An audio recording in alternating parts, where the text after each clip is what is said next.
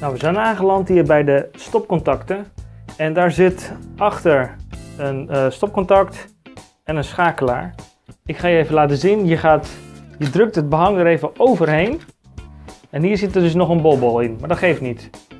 Wat je nu gaat doen, je ziet dat hier uitsteeksels zijn. Hij steekt hier een beetje uit, als ik hier op druk, dan zie je hem eigenlijk al doorheen komen. Wees er voorzichtig mee. Wat ik je wil laten zien is dat we dus niet de stroom eraf hoeven te halen, maar dat je wel voorzichtig bent, want het kan natuurlijk een beetje nattig zijn van de lijm en dat kan iets doorgeven. Dus zoek even die puntjes op, dat zit hier en daar. En dan snij je precies in die puntjes er binnenin. Schildersbedrijf Edens, de vakman voor uw woning. Hier zie je de schakelaar. Daar druk je ook even precies op de schakelaar. Zoek je even die contourlijn op. En daar haal je dat stukje er ook even uit. Dan duw je van bovenaf even tot aan de rand. Gewoon lichtjes van de zijkant even tot aan je rand. En je ziet dat er al een contourlijn in zit. Nou, je snijdt even in het midden van die rand. Zo. En vanaf het midden snij je weer naar het midden toe. Pak je het liefst vanaf deze kant. Zo. En dan snij je door. Zodat je er bent. Kijk. Nu heb je hem los. Daar heb je hem los. En dan kun je ook deze rand veel makkelijker nu aanbrengen. Je gaat de onderkant trek je even door. Dus ik zal hem even nu uitzoomen. Je trekt even de onderkant door. En dan duw je van onderaf er nog een keer tegenaan. En dan zoek je weer die contourlijn op. Hier zitten ze. Je doet ze even insnijden. Niet helemaal door, alleen waar je die contourlijnen voelt. Daar zit hij en daar zit hij. En dan ga je vanuit het midden weer even naar boven toe. En pak je die er ook uit. Deze gaan we nu als eerst doen.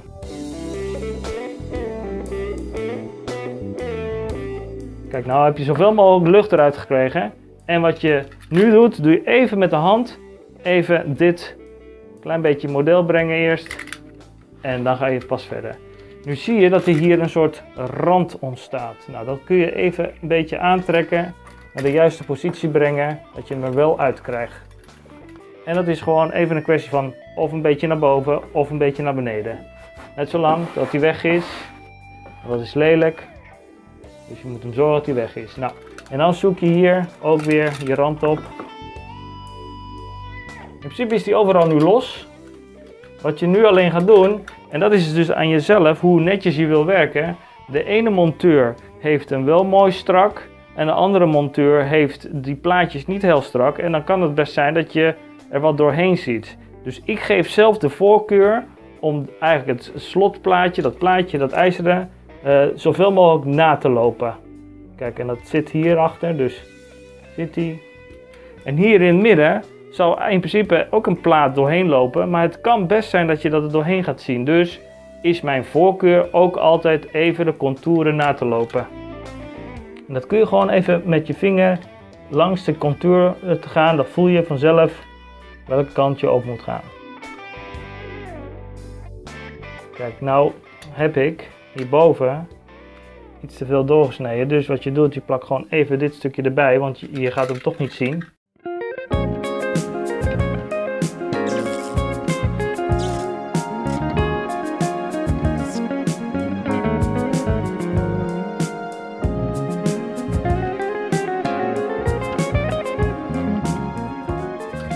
Zo, kijk, en dat mag voldoende zijn. En als je dat hebt gedaan, dan kun je dus in principe daarna door naar de rand toe om deze er goed op te krijgen. Druk hem even met je vingers erin, zoals ik het nu doe, een klein beetje. En dan kun je makkelijker met de spatel helemaal aansluiten. Voordat we verder gaan, nog even het volgende. Ga je deze zomer nog schilderen? Hou er dan rekening mee dat je niet volledig in de zon gaat schilderen, want anders kun je blaren krijgen in je schilderwerk. Of van die hele kleine belletjes. Het is dan beter om achter de zon aan te schilderen. Maak het oppervlak eerst goed nat, zodat het kan afkoelen.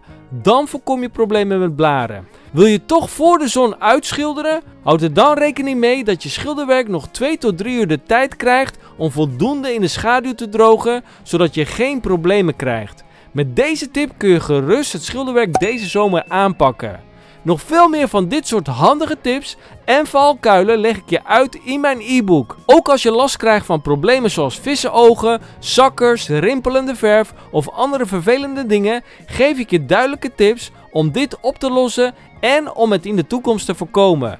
Schaf hem dus snel aan als je van plan bent om zelf het schilderwerk te doen. Want het gaat je veel geld besparen aan onnodige fouten of aan een dure schilder die het voor jou moet oplossen. De link naar mijn e-book vind je in de eerste reactie. En dan nu snel weer terug. Wat ik even voor je ga doen is het volgende. Ik ga hem even aftekenen rondom. Maar je ziet dat de contourlijn hierboven is echt minimaal. Dus je moet zorgen dat je echt eronder gaat. En hier heb ik even alleen een stukje te veel doorgesneden, maar ik wist dat dit voldoende mag zijn. Maar voor jezelf, voor de zekerheid, zou ik het zo laten als dit en niet zoals dat. Want het zal maar net kunnen zijn dat hij net scheef is en dan past hij er net niet langs. En hier zie je ook weer mooi langs de randen en dan het werk gewoon netjes af. Wat ik je daarna nog wel als advies geef, is dat je, als je dat zo hebt gedaan en het zo gelaten, dat je daarna nog even met een klein kwastje even langs al die randen even naloopt, zodat dat ook zeker goed vast zit. En zo hoef je dus niet je stopcontact van de stroom af te halen en kun je gewoon rustig doorwerken. En met het sausen zou ik hem ook nog eraf halen en als je klaar bent dan pas erop zetten. Ga je deze werkzaamheden uitvoeren, wil ik wel de volgende waarschuwing meegeven. Het is belangrijk dat je deze werkzaamheden eerst leert wanneer de stroom eraf is.